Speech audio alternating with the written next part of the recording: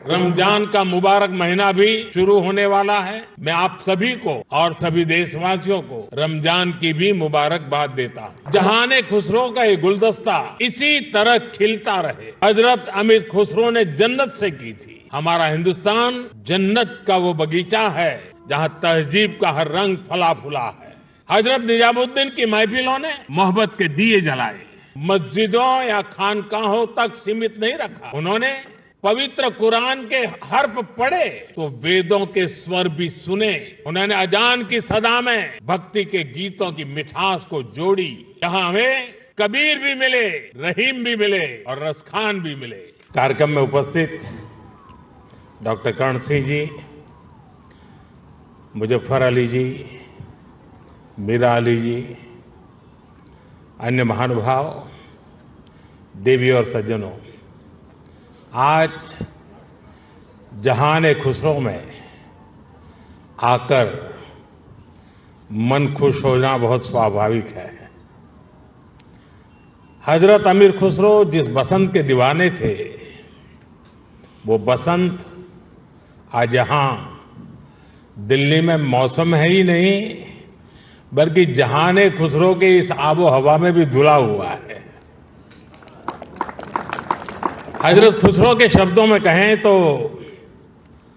सकल बन फूल रही बरस सरसों, सकल बन फूल रही सरसों, अम्बवा फूटे टेसू फूटे, कोयल बोले डार डार। यहां माहौल वाकई कुछ ऐसा ही है। यहां महफिल में आने से पहले अभी मुझे तह बाजार घूमने का मौका मिला। उसके बाद बागे फिरदौस में कुछ साथियों से भी अलब जलब दुआ सलाम हुई। अभी नजरे कृष्णा और जो विभिन्न आयोजन हुए, असुविधा के बीच कलाकार के लिए माइक की अपनी एक ताकत होती है, लेकिन उसके बाद भी प्रकृति के सहारे उन्होंने जो कुछ भी प्रस्तुत करने का प्रयास किया, शायद उनको भी थोड़ी निराशा हुई होगी। जो लोग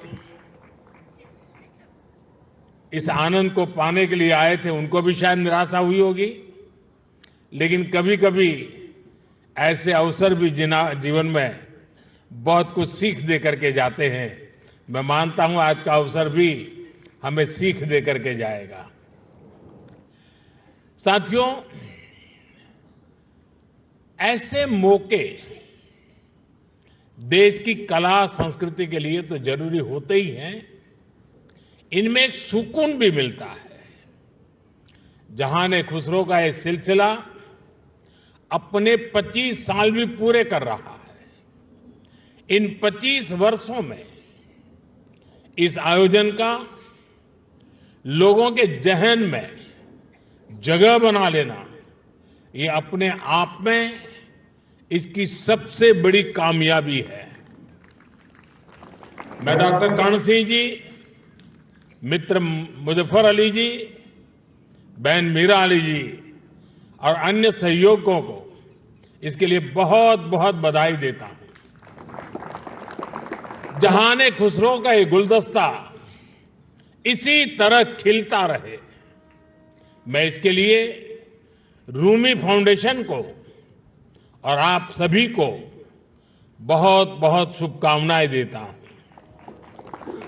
रमजान का मुबारक महीना भी शुरू होने वाला है। मैं आप सभी को और सभी देशवासियों को रमजान की भी मुबारकबाद देता हूं। आज मैं सुंदर नर्सरी आया हूं तो हिज हाइनेस प्रिंस करीम आगा खान को भी याद आना मुझे बहुत स्वाभाविक है। सुंदर नर्सरी को सजाने संवारने में उनका जो योगदान है, वो लाखों कला प्रेमियों के लिए वरदान बन गया है। साथियों, गुजरात में सूफी परंपरा का बड़ा सेंटर सरखेज रोजा रहा है। वक्त के थपेड़ों में एक समय उसकी हालत काफी खराब हो गई थी। जब मैं मुख्यमंत्री था तब उसके रिस्टोरेशन पर काफी काम करवाया गया था। और बहुत कम लोगों को मालूम होगा, एक जमाना था जहां सरखेज रोजा में बड़ी धूमधाम के साथ कृष्णोत्सव मनाया जाता था और बहुत बड़ी मात्रा में मनाया जाता था। और आज भी यहां कृष्ण भक्ति के रंग में हम सब रंग गए थे। मैं सरखेज रोजा में होने वाले सालाना सूफी संगीत कार्यक्रम में शिरकत भी अवसरन किया करता था। सूफी संगीत एक ऐसी साजी विरासत है जिसको हम सब मिलजुल कर जीते आए हैं। हम सब ऐसे ही बड़े हुए हैं। अभी यहां नजरे कृष्णा की जो प्रस्तुति हुई उसमें भी हमारी साजी विरासत की झलक दिखाई देती है। साथियों, जहान खुसरो के इस आयोजन में एक अलग खुशबू है। ये खुशबू हिंदुस्तान की मिट्टी की है। वो हिंदुस्तान जिसकी तुलना हजरत अमीर खुसरो ने जन्नत से की थी। हमारा हिंदुस्तान जन्नत का वो बगीचा है जहां तहजीब का हर रंग फला फूला है। यहां की मिट्टी के मिजाज में ही कुछ खास है। शायद इसलिए जब सूफी परंपरा हिंदुस्तान आई तो उसे भी लगा जैसे वो अपनी ही जमी से जुड़ गई हो।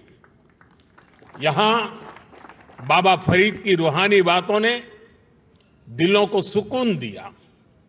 हजरत निजामुद्दीन की महफिलों ने मोहब्बत के दिए जलाए। हजरत अमीर खुसरो की बोलियों ने नए मोती पिरोए। और जो नतीजा निकला वो हजरत खुसरो के इन मशहूर पंक्तियों में व्यक्त हुआ।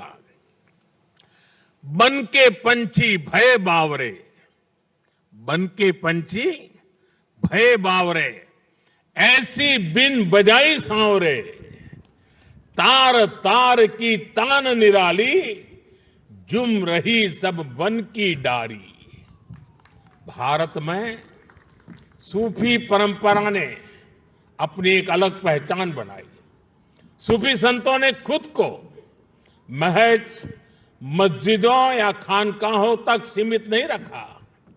उन्होंने पवित्र कुरान के हर्फ पढ़े तो वेदों के स्वर भी सुने।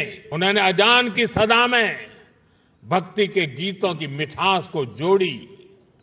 और इसलिए उपनिषद, जिसे संस्कृत में एकम सत विप्राहा बहुधा वदंती कहते थे, हजरत निजामुद्दीन औलिया ने वही बात हर कौम रास्त राहे दिने व किबला गाहे जैसे सूफी गीत गाकर कही। अलग अलग भाषा, शैली और शब्द, लेकिन संदेश वही। मुझे खुशी है कि आज जहान खुसरो उसी परंपरा की एक आधुनिक पहचान बन गया है। साथियों, किसी भी देश की सभ्यता उसकी तहजीब को स्वर उसके गीत संगीत से मिलती है। उसकी अभिव्यक्ति कला से होती है। हजरत खुसरो कहते थे, भारत के संगीत में एक सम्मोहन है, एक ऐसा सम्मोहन कि जंगल में हिरण अपने जीवन का डर भूलकर स्थिर हो जाते थे। भारतीय संगीत के इस समंदर में सूफी संगीत एक अलग रौ के तौर पर आकर मिला था और इस समंदर की खूबसूरत लहर बन गया। जब सूफी संगीत और शास्त्रीय संगीत की वो प्राचीन धाराएं एक दूसरे से जुड़ी तो हमें प्रेम और भक्ति की नई कल कल सुनने को मिली। यही हमें हजरत खुसरो की कवाली में मिली। यही हमें बाबा फरीद के दोहे मिले, बुल्ले शाह के स्वर मिले, मीर के गीत मिले। यहां हमें कबीर भी मिले, रहीम भी मिले और रसखान भी मिले। इन संतों और औलियों ने भक्ति को एक नया आयाम दिया। आप चाहे सूरदास को पढ़ें या रहीम और रसखान को, या फिर आप आंख बंद करके हजरत खुसरो को सुने। जब आप गहराई में उतरते हैं तो उसी एक जगह पहुंचते हैं। ये जगह है आध्यात्मिक प्रेम की वो ऊंचाई जहां इंसानी बंदी से टूट जाती है और इंसान और ईश्वर का मिलन महसूस होता है। आप देखिए, हमारे रसखान मुस्लिम थे लेकिन वो हरिभक्त थे। रसखान भी कहते हैं, प्रेम हरि को रूप है, त्यों हरि प्रेम स्वरूप। एक होई दुवैयो लसई, जो सूरज और धूप। यानी प्रेम और हरि दोनों वैसे ही एक ही रूप है जैसे सूरज और धूप। और यही एहसास तो हजरत खुसरो को भी हुआ था। उन्होंने लिखा था, खुसरो दरिया प्रेम का सो उल्टी वाकी धार, जो उतरा सो डूब गया, जो डूबा सो पार।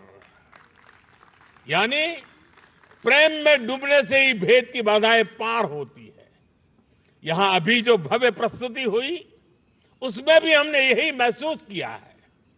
साथियों, सूफी परंपरा ने न केवल इंसान की रूहानी दूरियों को खत्म किया बल्कि दुनियावी दूरियों को भी कम किया है।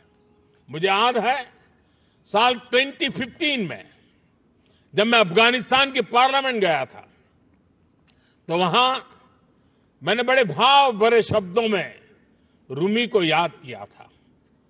8 शताब्दी पहले रूमी वहां के ही बल्ख प्रांत में पैदा हुए थे।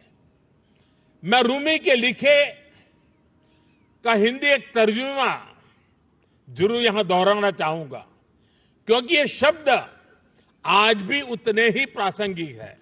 रूमी ने कहा था, शब्दों को ऊंचाई दे, आवाज को नहीं। शब्दों को ऊंचाई दे, आवाज को नहीं, क्योंकि फूल बारिश में पैदा होते हैं, तूफान में नहीं। उनकी एक और बात मुझे याद आती है। मैं थोड़ा देशज शब्दों में कहूं तो उसका अर्थ है, मैं ना पूरब का हूं ना पश्चिम का, ना मैं समंदर से निकला हूं और ना मैं जमीन से आया हूं।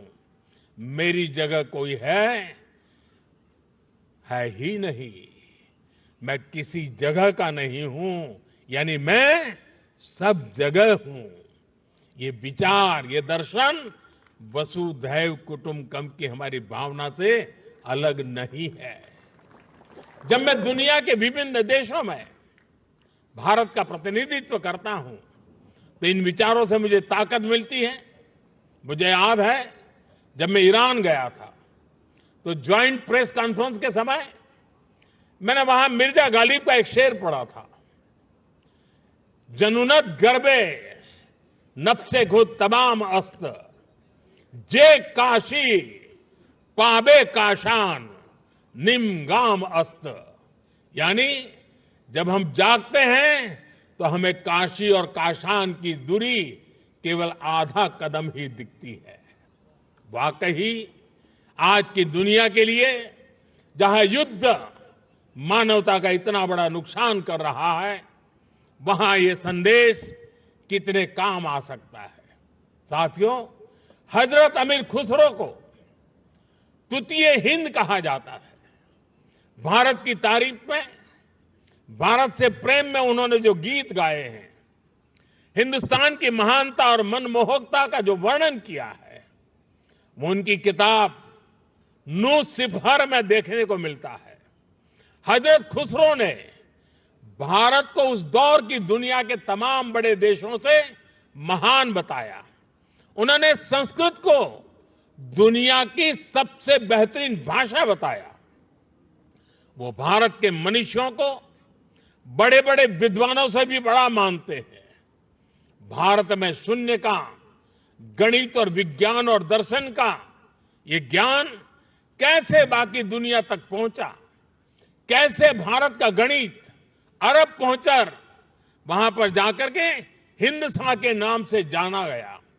हजरत खुसरो न केवल अपनी किताबों में इसका जिक्र करते हैं, बल्कि उस पर गर्व भी करते हैं। गुलामी के लंबे कालखंड में जब इतना कुछ तबाह किया गया, अगर आज हम अपने अतीत से परिचित हैं तो इसमें हजरत खुसरो की रचनाओं की बड़ी भूमिका है। साथियों, इस विरासत को हमें निरंतर समृद्ध करते रहना है। मुझे संतोष है जहां खुसरो जैसे प्रयास इस दायित्व को बखूबी निभा रहे हैं, और अखंड रूप से 25 साल तक ये काम करना ये छोटी बात नहीं है। मैं मेरे मित्र को बहुत बहुत बधाई देता हूं। मैं एक बार फिर आप सभी को इस आयोजन के लिए बधाई देता हूं। कुछ कठिनाइयों के बीच भी इस समारोह का मजा लेने का कुछ अवसर भी मिल गया। मैं इसके लिए मेरे मित्र का हृदय से आभार व्यक्त करता हूं।